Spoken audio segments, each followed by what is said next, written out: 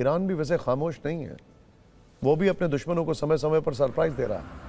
Iran के सबसे नए सरप्राइज के बारे में हम आपको बताएंगे, लेकिन पहले ये जान लीजिए कि मौजूदा जंग में ईरान और इजराइल दोनों तरफ से एक दूसरे के तेल और गैस भंडार को निशाना बनाया जा रहा है। बड़ा हैरान करने वाला कॉम्बिनेशन है ये। 2 दिन पहले इजराइल ने ईरान के गैस भंडार को टारगेट करते हुए साउथ पास पर हमला किया। ईरान ने पहले इसके जवाब में कुवैत के गैस भंडार पर हमला किया। इसके बाद भी ईरान का गुस्सा शांत नहीं हुआ तो ईरान ने इजराइल की हाइफा रिफाइनरी को निशाना बनाया, जिसके बाद रिफाइनरी में आग लग गई। बताया जा रहा है कि रिफाइनरी का इलेक्ट्रॉनिक सिस्टम प्रभावित हुआ है, जिसे ठीक करने में कई दिन लग सकते हैं। अब द सरप्राइज एलिमेंट, ईरान के सरप्राइज की बात। युद्ध के 21वें दिन ईरान की इस्लामिक रेवोल्यूशनरी गार्ड कोर ने ऑपरेशन 2 प्रॉमिस 4 के तहत 65वीं वेव में बड़ा मिसाइल हमला किया। इस हमले की सबसे खास बात यह रही कि इसमें पहली बार नसरल्ला बैलिस्टिक मिसाइल का इस्तेमाल किया गया है। इस मिसाइल का नाम ईरान ने हिजबुल्लाह नेता हसन नसरल्ला के नाम पर रखा है और इसे ईरान ने अपनी सैन्य क्षमता के तौर पर लॉन्च किया। हसन नसरल्ला की पिछले साल इजराइल के हमले में मौत हो गई थी, लेकिन उनके नाम पर बनी इस नसरल्ला मिसाइल ने इजराइल में तबाही मचाई है। हाइफा में तबाही की जो तस्वीरें आपने देखी वो इसी मिसाइल की वजह से हुई हैं। अब इस मिसाइल की ताकत भी आपको बता देते हैं। नसरल्ला मिसाइल मल्टी वॉरेट ले जाने में सक्षम है, MIRV जिसे कहते हैं, MIRV, जिसके कारण ये एक साथ कई टारगेट को हिट करती है, आसमान में जाती है, कई वॉरेट्स निकलते हैं। इस मिसाइल को खास तौर पर दुश्मन के बंकरों और रिफाइनरी को भेदने के लिए बनाया गया है। सबसे बड़ी बात यह है कि इस मिसाइल का हमला टारगेटेड और सटीक होता है। ये करीब 2000 किलोमीटर की दूरी पर दुश्मन के ठिकानों पर हमला कर सकती है और 6000 किलोमीटर प्रति घंटे की रफ्तार से उड़ान भरती है, जिसके कारण इजराइल के आयरन डोम और पेट्रियट डिफेंस सिस्टम इसके शक्ति के सामने बौने पड़ जाते हैं।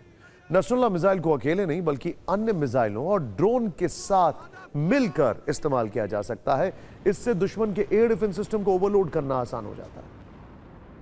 TV9 की टीम इस वक्त हाइफा में मौजूद है, उस बजान ऑयल रिफाइनरी के पास जहां पर ईरान के मिसाइल गिरे और उसके बाद से पूरी दुनिया में यह चर्चा चल रही है कि जिस इजराइल ने ईरान के ऑयल रिफाइनरी पर अटैक किया था, उस इजराइल के ऑयल रिफाइनरी पर ईरान ने अपने मिसाइल से कैसे अटैक किया है। इस समय जब मैं आपसे बात कर रहा हूं लगातार बारिश हो रही है, बारिश के बावजूद भी वहां से लगातार धुआं उठ रहा था।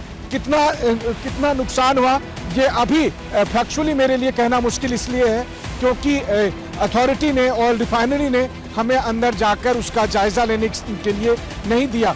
लेकिन हाँ, मैं आपको ये कह सकता हूँ कि एक तरफ जहाँ ऑयल रिफाइनरी में अंदर बहुत सारे लोग आ जा रहे थे, उससे ये लग रहा था कि ये कामकाज कर रहा है, उसके कामकाज में कोई दिक्कत नहीं है, ये फंक्शनल है। वहीं दूसरी तरफ मिसाइल के टुकड़े की वजह से डैमेज पहुंचा और इसीलिए वहां से लगातार उस स्पॉट पे जहां मिसाइल गिरे थे अभी भी धुआं निकल रहा है, जिसे पूरी तरह से काबू नहीं पाया जा सका।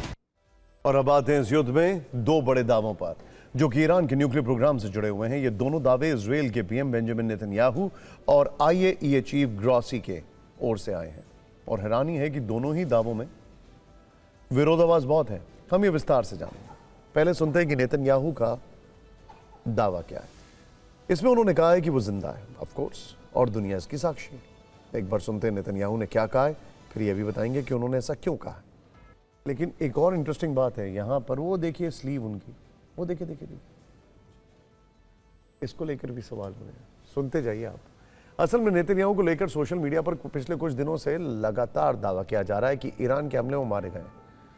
इस दावे के बाद नेतन्याहू के कई वीडियोस उनके अपने एक्स हैंडल से जारी हुए। किसी में वो कॉफ़ी पीते दिखे, किसी में वो अमेरिकी राजदूत से बात करते दिखे, किसी में वो सैन्य अधिकारियों से बातचीत करते नजर आए। लेकिन हर बार ग्रॉक से पूछे जाने पर उसे AI वीडियो बताया गया, जिसके बाद नेतन्याहू के जीवित या मृत होने को लेकर कयास लगते चले गए। इन्हीं कयासों को विराम देने के लिए नेतन्याहू ने अब कहा है कि वो जिंदा है, सही सलामत है। लेकिन नेतन्याहू ने इसके साथ ये भी कहा कि ईरान पर हवाई हमलों के बाद अब वो यूरेनियम संवर्धन या बैलिस्टिक मिसाइलों का उत्पादन नहीं कर पाएगा। ईरान की परमाणु संवर्धन और मिसाइल निर्माण क्षमताएं खत्म हो चुकी हैं।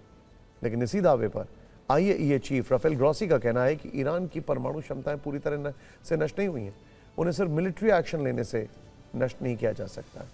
ग्रॉसी ने ये बातें कल एक इंटरव्यू में कही, जबकि चंद रोज पहले ही ग्रॉसी ने दावा किया था कि ईरान के पास 60% से अधिक एनरिच्ड यूरेनियम है, जिससे वो 10 परमाणु बम कभी भी बना सकते हैं। अब सवाल यह है कि झूठ कौन बोल रहा है? नेतन्याहू झूठ बोल रहे हैं या फिर परमाणु हथियारों की निगरानी करने वाली संस्था के चीफ झूठ बोल रहे हैं?